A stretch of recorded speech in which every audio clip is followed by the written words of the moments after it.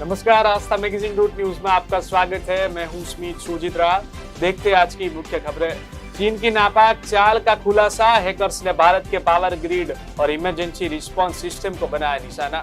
चीन के हैकरों ने भारत के खिलाफ हाल के महीनों में बड़ी साजिश रची है। खुफिया जानकारियों का रिकॉर्ड रखने वाली कंपनी रिकॉर्डेड फ्यूचर इंक ने बुधवार को रिलीज अपनी एक रिपोर्ट में कहा है कि चीन ने साइबर जासूसी अभियान के तहत भारत में बिजली सेक्टर को निशाना बनाया है। रिपोर्ट में कहा गया है कि चीनी हैकर्स ने उत्तर भारत में कम से कम 7 लोड डिस्पैच सेंटर पर ध्यान केंद्रित किया है।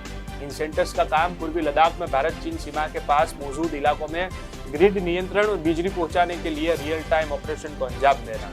रूस के साथ गठजोड़ की भारत को चुकानी होगी बड़ी कीमत, अमेरिका की चेतावनी। अमेरिकी राष्ट्रपति जो बाइडेन के टॉप इकोनॉमिक एडवाइजर ने कहा है कि उनकी सरकार ने भारत को रूस के साथ गठजोड़ पर चेतावनी दी है। साथ ही यूक्रेन पर हुए हमले पर नई दिल्ली की कुछ प्रतिक्रिया ने अमेरिका को निराश किया। White house national economic council के डायरेक्टर ब्रायन डीस ने क्रिश्चियन साइंस मॉनिटर की मेजबानी में हुए कार्यक्रम में रिपोर्टर्स से बातचीत के दौरान यह बात कही। उन्होंने कहा, हमले के संदर्भ में निश्चित रूप से ऐसे कई क्षेत्र है जहां हम चीन और भारत दोनों के फैसलों से निराश हुए हैं। साल भर चल सकती है रूस यूक्रेन के बीच जंग, नाटो के महासचिव की चेतावनी।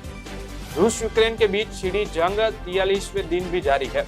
दोनों में से कोई देश झुकने के लिए तैयार नहीं है। यूक्रेन के मैरियुपोल में रूस ने खतरनाक तरीके से तबाही मचाई।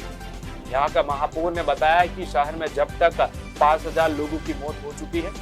साल भर चल सकती है रूस यूक्रेन जंग, नाटो के महासचिव की चेतावनी। नाटो महासचिव जेंस स्टोल्टनबर्ग ने कहा कि यूक्रेन के खिलाफ रूस के युद्ध में महीनों या सालों भी लग सकते हैं, इसलिए सहयोगी देशों को रूसी आक्रमण का मुकाबला करने में यूक्रेन का समर्थन करना जारी रखना चाहिए।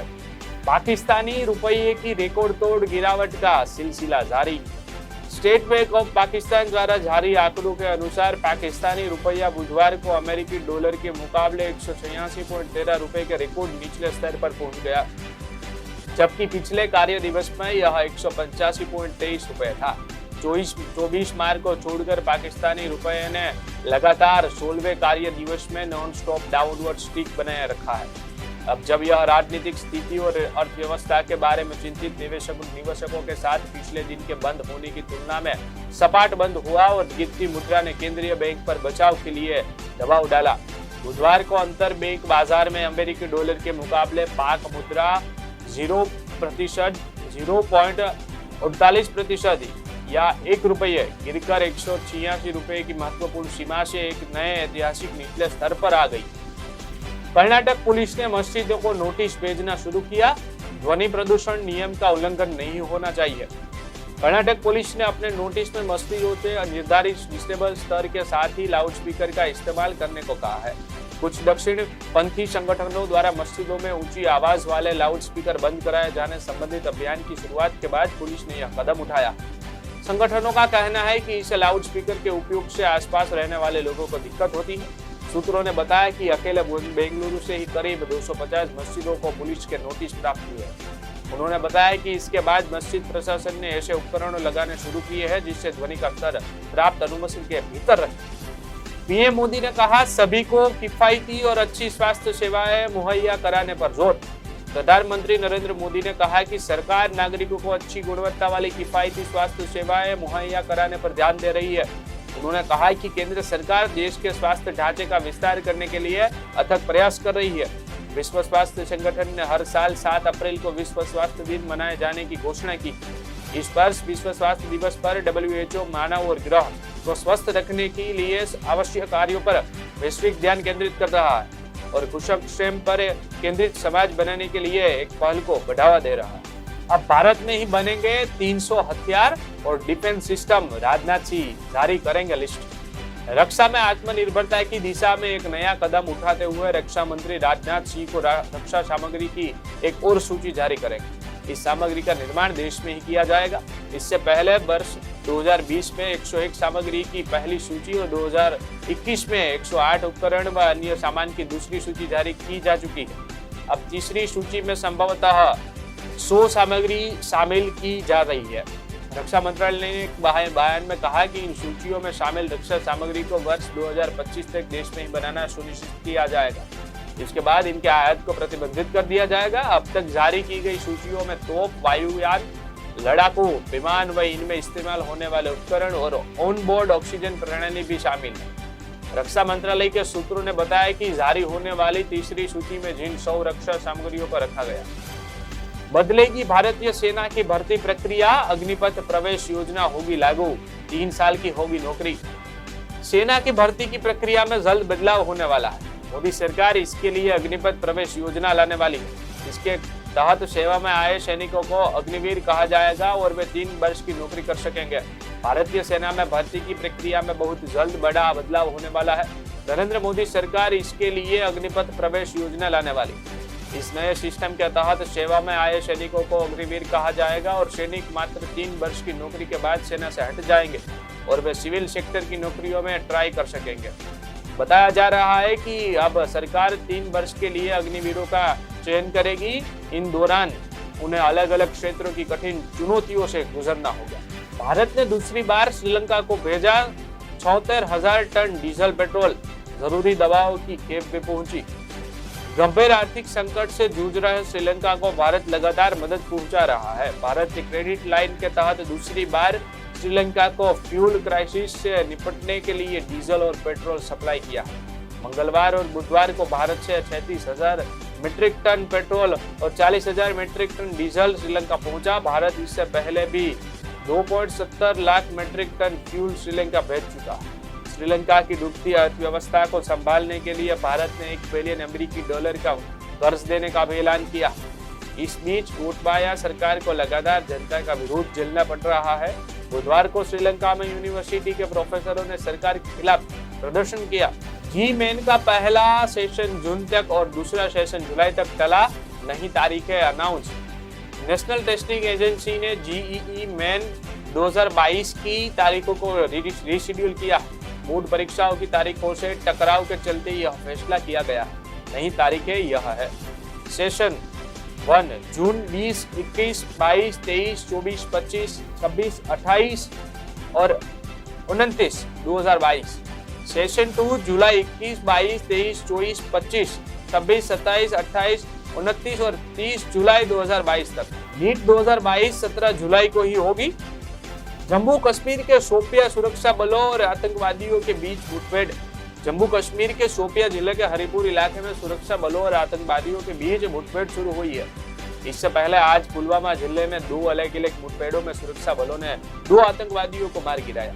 अवंतीपुरा के अरिगाम गांव में आतंकवादियों ने चेक पोस्ट पर सुरक्षा कर्मियों पर फायरिंग की। इसके जवाब में सुरक्षा बलों ने गोलियां चलाकर आतंकी को मार गिराया। मारा गया आतंकी संगठन तंजीम अगू का मेंबर था। जम्मू कश्मीर के ही रियासी में आतंकवादियों के छिपने के ठिकाने का सुरक्षा बलों ने पता लगाया। यह माहौरे के कोट बदान के जंगल में था। सेना और पुलिस के संयुक्त अभियान में इस ठिकाने का पता लगा। भारत में कोरोना टीकाकरण का आंकड़ा पहुंचा 185 करोड़। भारत ने 185 करोड़ कोरोना टीकाकरण का आंकड़ा पूरा कर लिया। पिछले 24 घंटे में देश में 13 लाख वैक्सीन लगाई गई। देश में अब तक 99 करोड़ 4,28,218 लोगों को कोरोना वैक्सीन की पहली खुराक और 83 करोड़ 60,22,063 लोगों को वैक्सीन की दूसरी खुराक दी जा चुकी। Corona update. देश में पिछले 24 घंटे में दर्ज हुए 1000 से ज्यादा केस, 43 मरीज और कोई मौत। भारत में पिछले 24 घंटे में कोरोना वायरस के 1000 नए मामले सामने आए हैं। इस दौरान कोरोना से संक्रमित 43 नए मरीजों की मौत हो गई। मौजूदा समय में कोविड संक्रमण के एक्टिव केस की संख्या 11,500 से ज्यादा। वहीं देश में कोरोना वायरस के नए एक्सी वेरिएंट ने दस्तक दे दी है। मुंबई में एक मरीज के अंदर एक्सी वेरिएंट की पुष्टि होने के बाद स्वास्थ्य विभाग में हड़कंप मच गया। केंद्रीय स्वास्थ्य मंत्रालय द्वारा गुरुवार सुबह जारी आंकड़ों में अनुसार भारत में एक दिन में कोविड-19 के 1033 नए मामले सामने आने के बाद देश में संक्रमितों की संख्या बढ़कर 4,30,31,958 हो गई है। वहीं 43 और लोगों की संक्रमण से मौत के बाद मृतक संख्या बढ़कर 5,21,530 हो गई। अपराधियों की अब खैर नहीं। आपराधिक प्रक्रिया पहचान विधेयक पर लगी संसद की मुहर, राज्यसभा से विपक्ष। आपराधिक प्रक्रिया पहचान विधेयक की सिर्फ खामियां गिनाने और एक भी उपयोगी सलाह नहीं देने को लेकर गृह मंत्री अमित शाह ने विपक्षी नेताओं को आड़े हाथ लिया। राज्यसभा में विधेयक पर चर्चा का जवाब देते हुए उन्होंने कहा है कि विपक्ष सरकार के हर काम को शंका की नजर से न देखे। इस विधेयक को लाने का एकमात्र उद्देश्य अपराधियों के खिलाफ पुख्ता इलेक्ट्रॉनिक सबूत जुटाकर जल्द से जल्द सजा दिलाना है। विपक्ष को इसमें राजनीति नहीं देखनी चाहिए।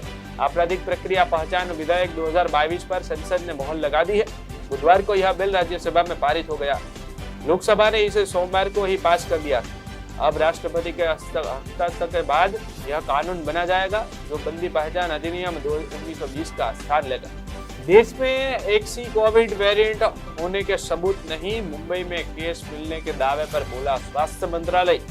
केंद्रीय स्वास्थ्य मंत्रालय ने बुधवार को कहा कि वर्तमान साक्ष्य कोरोना के XE संस्करण की उपस्थिति को नहीं दर्शाते हैं। मंत्रालय ने उन मीडिया रिपोर्ट्स का खंडन किया जिसमें दावा किया गया था कि मुंबई में नए XE संस्करण का एक मामला सामने आया। PIB महाराष्ट्र ने एक ट्वीट में कहा, मुंबई में कोरोना वायरस के XE संस्करण पाए जाने वाली रिपोर्ट के कुछ घंटे बाद केंद्रीय स्वास्थ्य मंत्रालय ने कहा है कि वर्तमान साक्ष्य नए संस्करण की उपस्थिति का नहीं बताते हैं। स्वास्थ्य मंत्रालय ने कहा कि नमूने के संबंध में फास्ट क्यू फाइलें, जिन्हें XE वेरिएंट कहा जा रहा है, उनका INSA-CoG के जीनोमिक विशेषज्ञों द्वारा विस्तार से विश्लेषण किया गया। उन्होंने अनुमान लगाया है कि इसका जीनोमिक कॉन्स्टिट्यूशन XE वेरिएंट की जीनोमिक तस्वीर से मेल नहीं खाता।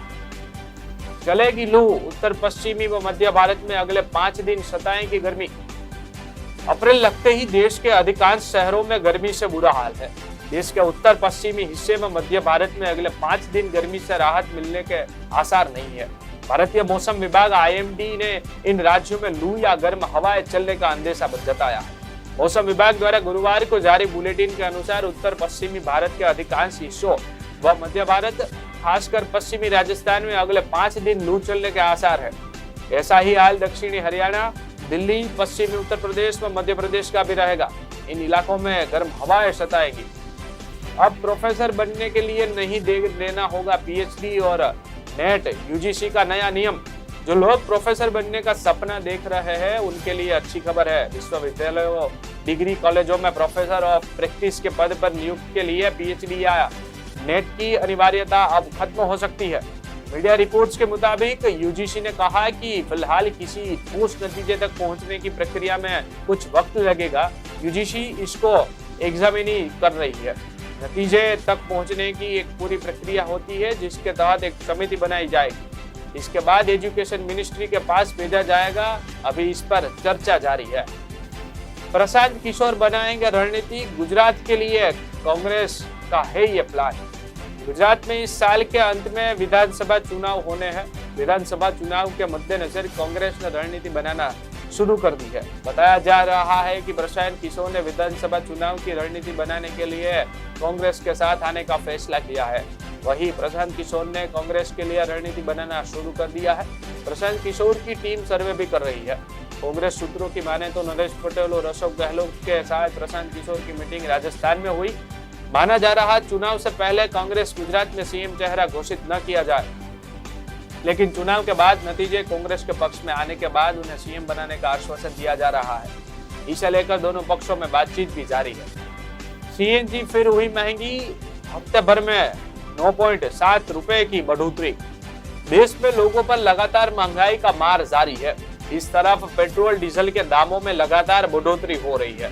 दूसरी ओर अब CNG के दामों में इजाफा हुआ है। आज दिल्ली वालों के लिए CNG के दाम फिर बढ़ गए हैं और ये 2.5 रुपए और महंगी हो गई है। दिल्ली में CNG के दाम 69.11 रुपए प्रति किलो हो गए हैं। इससे पहले 4 अप्रैल 2022 को भी CNG के दाम में 2.5 रुपए का इजाफा किया गया था और इसके मुताबिक 4 दिनों में CNG के दाम पूरे 5 रुपए बढ़ चुके हैं। लोगों के लिए अब CNG कार चलाना भी ज्यादा महंगा होता जा रहा है। देश दुनिया की तमाम खबरें देखने के लिए देखते रहे आस्था मैगजीन.न्यूज। धन्यवाद।